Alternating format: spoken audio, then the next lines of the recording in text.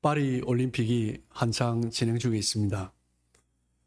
저도 이제 관심을 가지고 이제 뉴스를 한 번씩 찾아보는데, 뭐 캐나다 선수도 이제 몇 개의 금메달 땄나 그것도 이제 보지만, 이제 특히 이제 대한민국 선수들이 얼마나 금메달을 땄는가 더 찾아보게 됩니다. 생전 처음 보는 선수인데 금메달, 뭐 은메달, 동메달 딴 것이 얼마나 저도 기쁘고 감사한지 모르겠습니다. 선수들이 메달을 바라보면서 달려왔던 그 수많은 시간들, 또 절제하며 또 훈련을 했겠죠. 그 메달을 위해서 견뎌냈을 것입니다. 올림픽 메달만큼 운동선수에게 큰 동기가 되는 것도 없을 것입니다. 뭐 운동선수뿐만 아니라 우리도 마찬가지입니다. 상을 좋아하지 않는 사람은 아무도 없습니다. 뭐 교회에서 행사를 해봐도 퀴즈를 낼 때 가만히 계시던 분도 뭐 상품권이라도 하나 준다면 굉장히 적극적으로 막 손을 드시는 경우가 참 많습니다. 뭐 올림픽에서 주는 메달도 참 중요하고, 뭐 큰 상, 작은 상, 뭐 노벨상 또 참 큰 상이고, 뭐 국가에서 받는 훈장, 여기 뭐 얼굴을 보니까 대부분 어릴 때 학교에서 상을 많이 받으신 것 같은데, 그죠? 학교에서 받은 상도 참 기쁨이 되는 것입니다. 우리는 지금 3차 전도 여행 이후에 예루살렘에 가서, 그리고 이제 가이사라까지 이제 송환되어서 결박되어 있는 사도 바울의 모습을 함께 나누고 있습니다.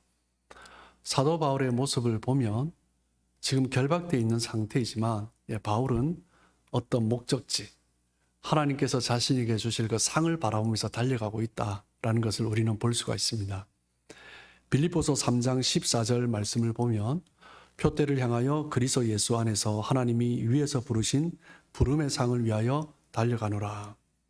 사도 바울은 한순간도 하나님 앞에 서게 될 그날을 잊어버리지 아니하고 그날을 바라보면서 달려갔던 사람입니다. 하나님 앞에서 받을 상을 바라보며 달려간 것이죠.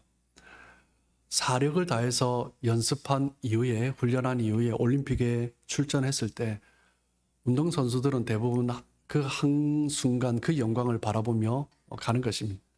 그 포디움 위에서는 그 순간을 기대하겠죠. 상을 기대하는 사람, 어떤 상을 받는가에 따라서 그 사람의 또 기대도 다릅니다. 뭐 경기하는 자세도 다르겠죠. 동네 운동회에 참여하는 대표 선수와 올림픽에 참여하는 대표 선수는 그 자세가 다릅니다. 그 경기를 위해서 훈련하는 준비도 다르겠죠. 어떻게 훈련하는가, 즉 삶의 질, 삶의 내용이 달라지는 것입니다. 올림픽에 참가한 선수들을 보아도 조금 다른 경우가 있습니다. 뭐 예전에 한국도 올림픽에 참가하는데 의의를 두는 그런 경우가 참 많았는데, 올림픽에 참가하는데 의의를 두는 선수와 올림픽에서 메달을 따기 위해서 달려가는 선수는 그 눈빛이나 그 자세부터 다릅니다. 내가 무엇을 바라보고 달려가고 있는가, 그것이 그 사람의 삶의 내용을 완전히 다르게 하는 것입니다. 대제사장 아나니아가 변호사 더둘로를 앞세워서 지금 가이사라에, 총독이 있는 가이사라에 사도 바울이 있는 곳으로 와서 지금 고소를 했습니다. 사도 바울은 예루살렘이나 그리고 가이사라에서 죄가 없다는 것이 확증이 되었습니다. 예루살렘의 천부장을 통해서도 확증이 되었고, 그리고 사람들이 죽이려고 하자 가이사라로 호송을 했고, 가이사라에 있는 로마 총독조차도 죄가 없다는 것을 알았어요. 벨릭스 총독은 바울의 무죄를 믿었지만 그를 풀어주지 않았습니다. 무엇 때문입니까? 지금 사도 바울을 고소하고 있는 그 유대인들, 그 중에 또 많은 사람들은 로마 시민권자죠. 그들의 신기를 불편하게 하고 싶지 않았습니다. 그래서 사도 바울이 무죄인 것을 알지만 그 헤롯궁 안에 가택연금을 하게 되는 것입니다. 그로부터 며칠 뒤 벨릭스가 그 아내와 함께 찾아옵니다. 24절을 보시면, 수일 후에 벨릭스가 그 안에 유대 여자 드루실라와 함께 와서 바울을 불러 그리스도 예수 믿는 도를 듣거늘. 바울을 불러내어서 예수 믿는 도를 좀 설명해 달라고 합니다. 그 아내 드루실라 또한 유대 여자였기 때문에 일어나고 있는 일들을 잘 알았을 것입니다. 25절에 보시면 바울이 의와 절제와 장차 오는 심판을 강론하니 벨릭스가 두려워하여 대답하되 지금은 가라 내가 틈이 있으면 너를 부르리라 하고 사도 바울은 예수 믿는 도를 설명해 달라는 거 있어서 세 가지 단어로 핵심적인 단어죠. 요약해서 설명했습니다. 의와 절제와 심판을 이야기했습니다. 벨릭스는 그 이야기를 들으면서 두려움을 느꼈습니다. 뭐 때문에요? 죄가 많았기 때문이겠죠. 벨릭스 총독은 사도 바울이 그 3차 전도 여행 중에 마게도냐에서 마게도냐 사람들의 헌금을 가지고 예루살렘에 왔다라는 것을 알고 있었습니다.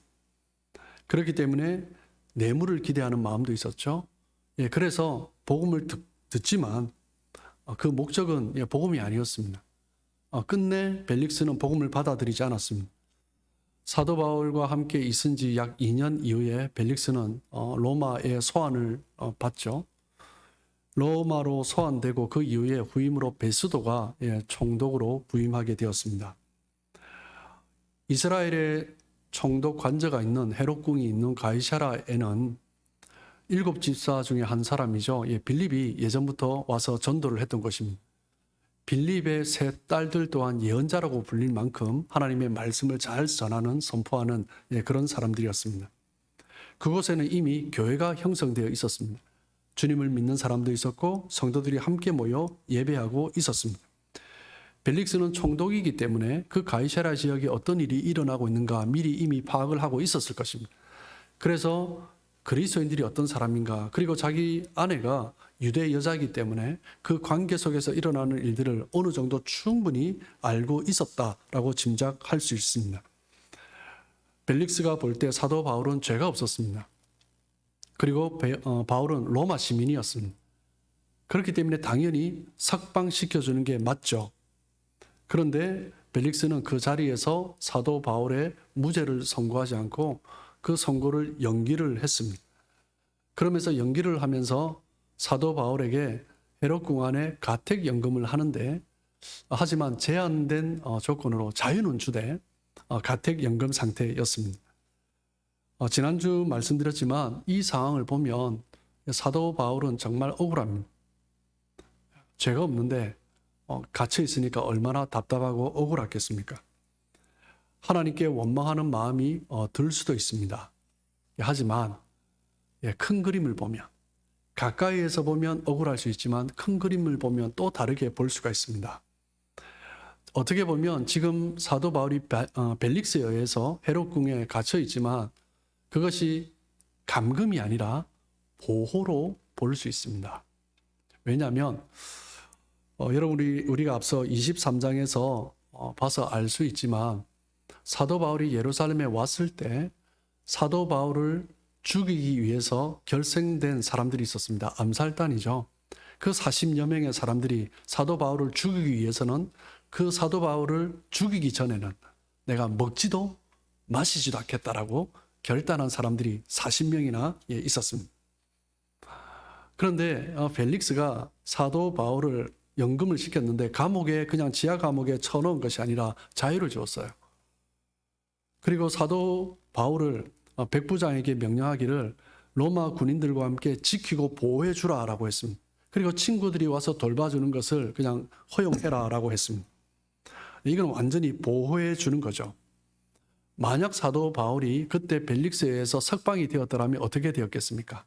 그 암살단이 지금 기다리고 있는데 사도 바울이 그 궁에서 나오는 순간 아마 암살되었을 것입니다. 그 상황에서 풀려나는 것 자체가 훨씬 더 위험한 상황이었던 것입니다. 그렇기 때문에 하나님은 벨릭스를 이용해서, 로마 군인들을 이용해서 사도 바울을 로마로 가서 복음을 전하기 위한 그때 하나님의 때가 되기 전까지 가택연금이라는 방법으로 보호를 해 주셨던 것입니다. 2년이 지나서 총독이 바뀝니다.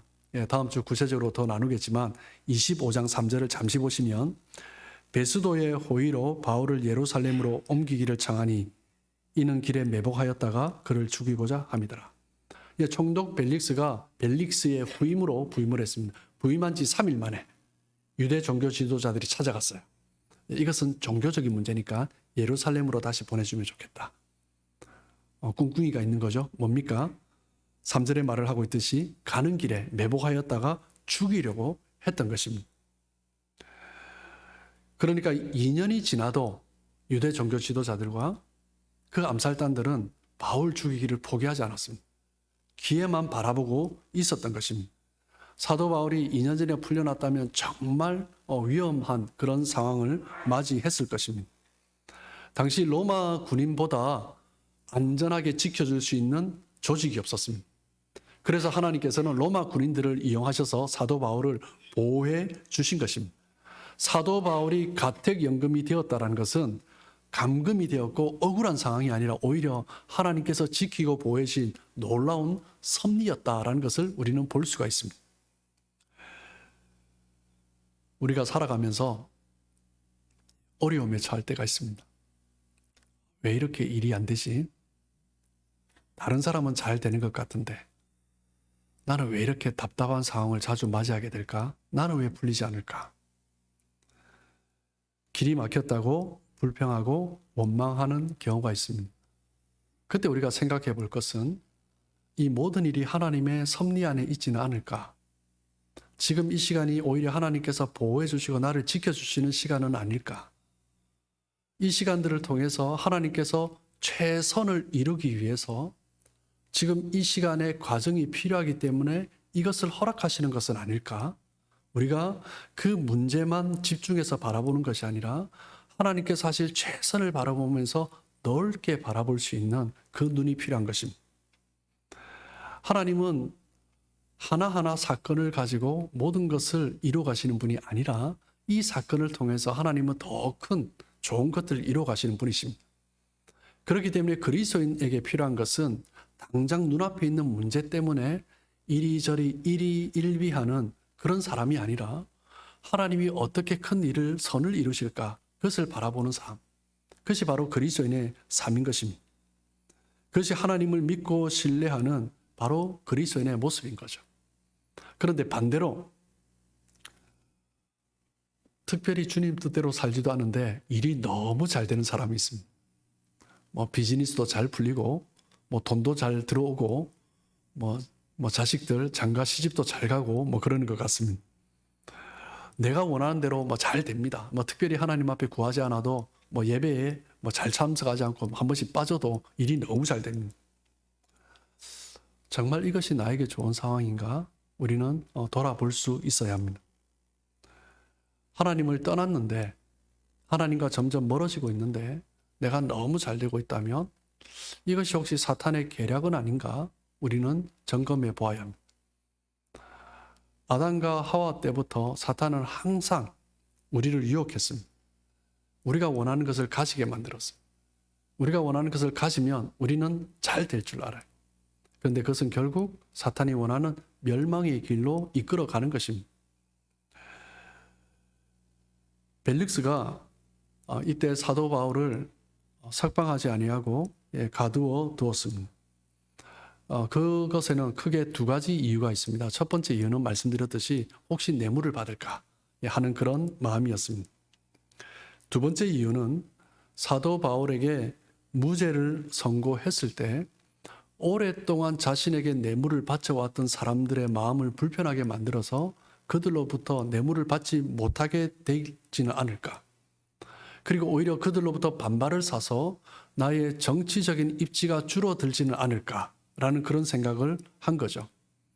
사도 바울을 가택연금 상태에 둔 것은 그것을 원하는 사람, 나에게 뇌물을 바쳐왔던 그 사람들의 마음을 조금 안정시켜 주기 위해서는 사도 바울을 가택연금이라는 수단으로 가두어 놓은 것입니다. 그런데 바울이 무죄하잖아요. 그리고 로마 시민이잖아요. 로마 총독으로서 그 죄에 대해서 벌을 할 수는 없습니다. 그렇기 때문에 자유를 주었던 것입니다. 어떻게 보면 굉장히 고도의 정치적인 판단을 벨릭스가 했다라는 것을 우리는 볼 수가 있습니다. 지금 벨릭스는 드루실라와 함께 사도 바울로부터 그리스도를 믿는 도에 대해서 듣고 있습니다. 사도 바울의 입장에서 보면 얼마나 좋습니까? 그 당시에는 로마 제국이 다스리고 있고 이스라엘은 식민지였잖아요. 그 총독에게 바른 말을 하는 종교 지도자가 없었습니다. 그들이 듣기 원하는 말을 했습니다.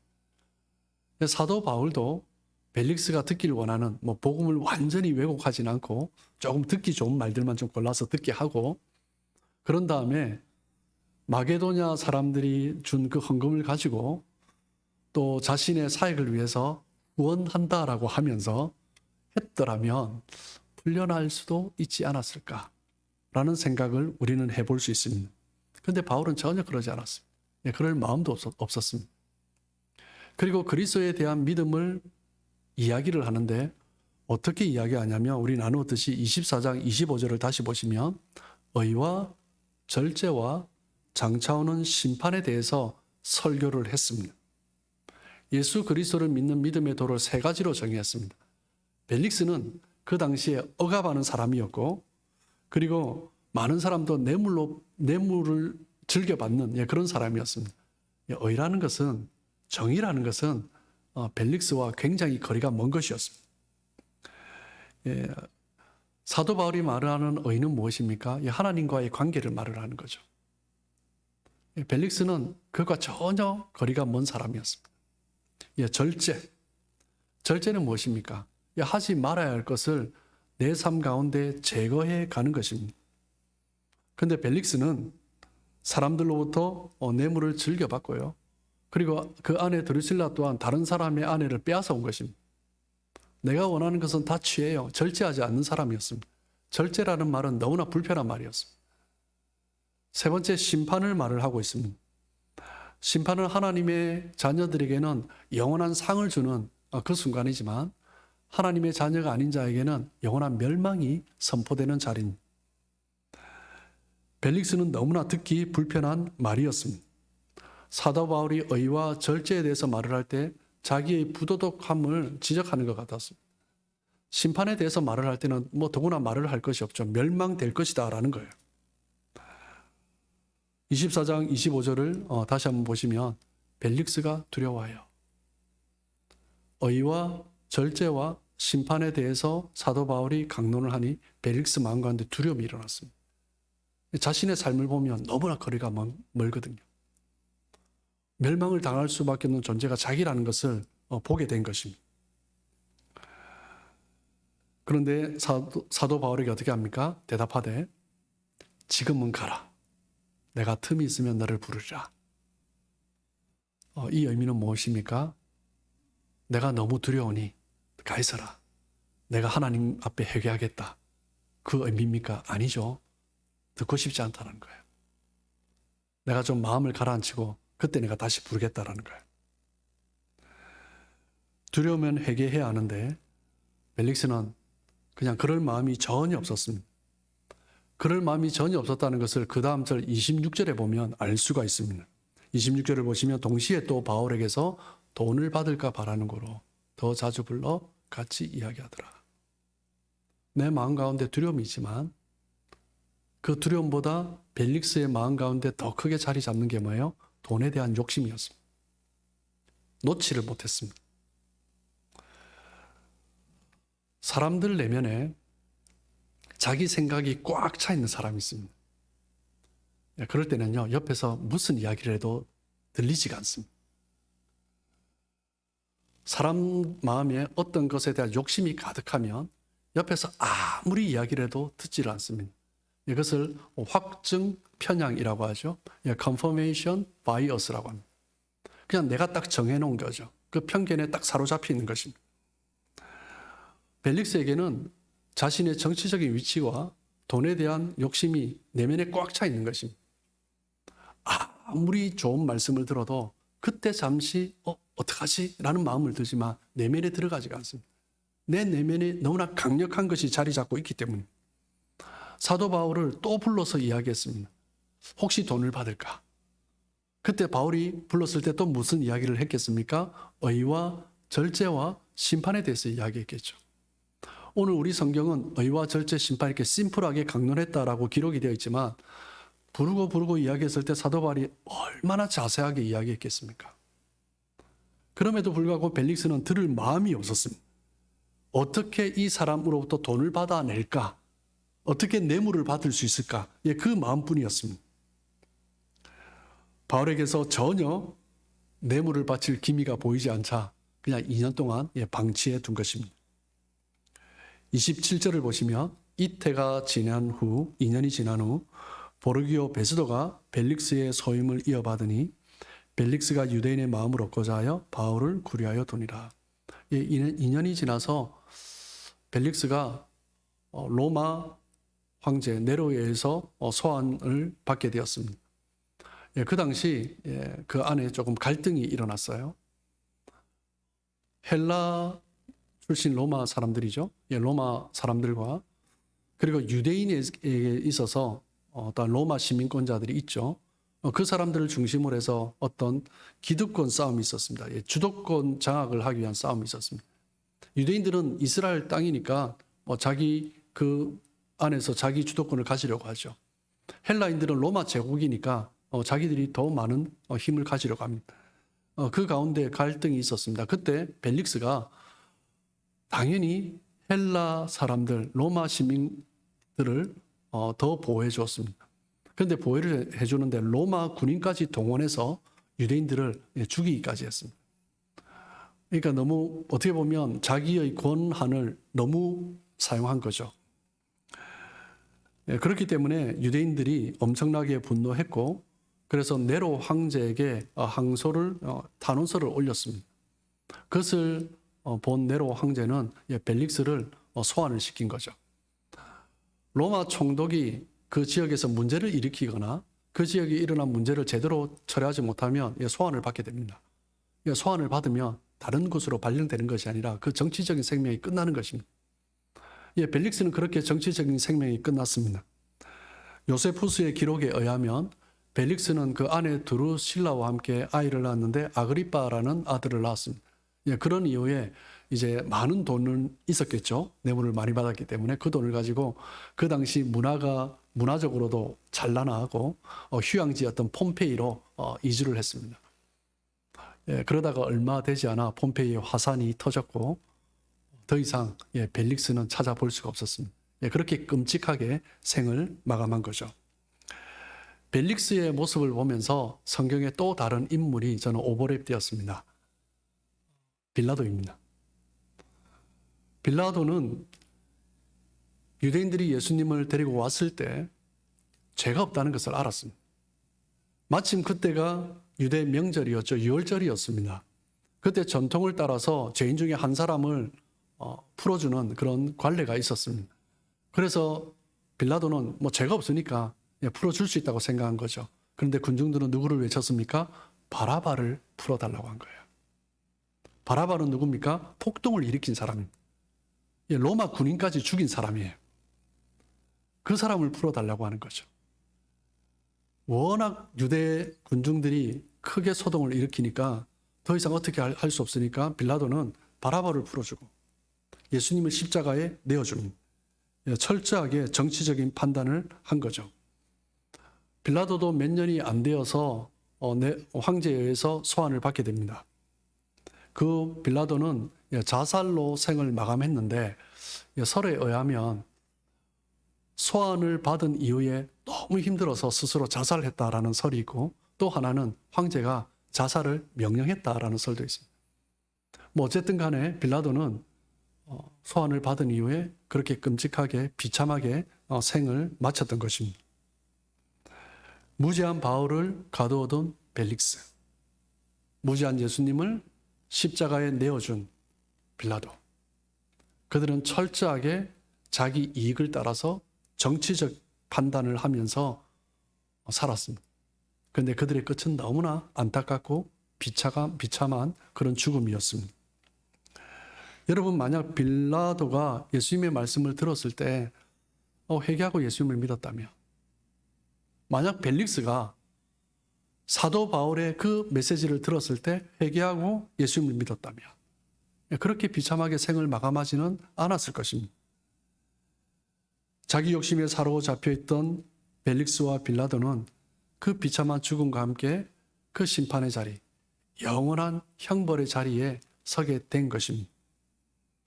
여러분, 우리 대부분은 믿음의 핵심이 의와 절제와 심판이다라는 것을 우리는 너무나 잘 알고 있습니다.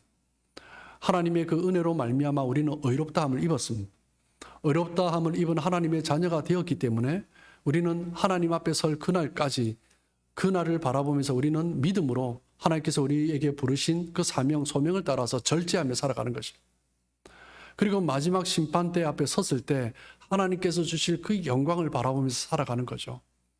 어떻게 보면 복음의 핵심이 사도 바울이 너무나 잘 정리한 것처럼 의와 절제와 심판이 우리 그리스도를 믿는 도를 잘 말을 해주고 있습니다. 사도행전 24장 15절 말씀을 보시면 그들이 기다리는 바 유대인들이 기다리듯이 사도 바울도 하나님께 향한 소망을 나도 가졌으니 곧 의인과 악인의 부활이 있으리라 함이니이다. 하나님의 심판은 반드시 있습니다. 모든 사람은 하나님의 심판대 앞에 섭니다. 의인이든 악인이든 모든 사람에게는 심판대 앞에 서기 위해서 모든 사람은 부활하는 것입니다. 히브리서 9장 27절을 보시면 한 번 죽는 것은 사람에게 정해진 것이요 그 이후에는 심판이 있으리니 라고 말씀합니다. 하나님의 심판이 있다라는 것은 우리가 이 땅을 살아갈 때 어떤 삶을 살았는가 그것을 판단하시는 시간입니다. 그 심판대 앞에서 우리는 영원한 생명의 자리로 들어갈 것인가 아니면 영원한 멸망의 자리로 갈 것인가 이것이 결정되는 것입니다. 운동선수가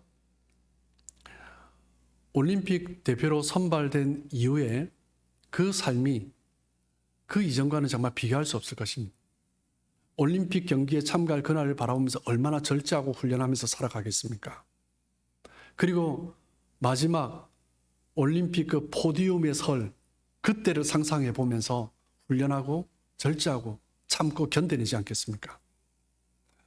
십자가의 은혜로 의롭다함을 받은 우리는 하나님의 심판이 있다는 것을 우리는 알고 있습니다. 의롭다함을 받은 하나님의 백성들이 그 심판대 앞에 설 그날을 바라보면서 우리가 해야 될 것이 무엇입니까? 우리의 삶 가운데 하나님께서 나에게 원하시는 그 소명, 그 사명을 붙들고 절제하며 참고 견디고 그렇게 살아가는 것입니다. 사도 바울은 그렇게 하나님의 심판을 믿었기 때문에 죽음 이후에 부활하여 하나님 앞에 설 수 있다는 그 영광의 순간을 바라보면서 달려왔기 때문에 자기를 놓아줄 수 있는 권력자 벨릭스 앞에서도 의와 절제와 장차올 심판을 강론하면서 하나님이 어떤 분인지 선포했던 것입니다. 하나님의 심판대 앞에 설 그날을 믿고 절제하며 하나님께서 나에게 주신 그 사명을 붙들며 달려갔던 사도 바울, 지금은 어디 있겠습니까? 하나님께서 허락하신 그 영광의 자리에서 그 기쁨 가운데 서 있지 않겠습니까? 하나님 앞에 받을 그 상, 그 영원한 영광. 하나님께서 우리를 의롭다 하셨기 때문에 그 은혜를 따라서 이 땅을 살아가는 동안 나에게 기뻐하시는 일이 무엇일까? 그 소명, 그 사명을 살아가며 절제하며 살아갔던 사도 바울. 또 다르게 회복의 기회가 있었지만 이 땅에서 내가 갖고 싶은 것, 내가 누리고 싶은 것, 그것들을 위해서 말씀을 전혀 듣지 않고 여전히 자신의 옛 삶의 모습대로 그대로 살아갔던 벨릭스 그리고 빌라도. 여러분, 우리는 어떤 모습 가운데 있습니까? 우리는 의롭다함을 받은 사람입니다. 그리고 우리는 그 영원한 심판 자리에 설 것입니다. 지금 우리의 삶은 그 절제, 하나님께서 우리에게 어떤 삶을 원하신가 그것을 바라보며 살아가야 한 그 순간에 우리는 있습니다.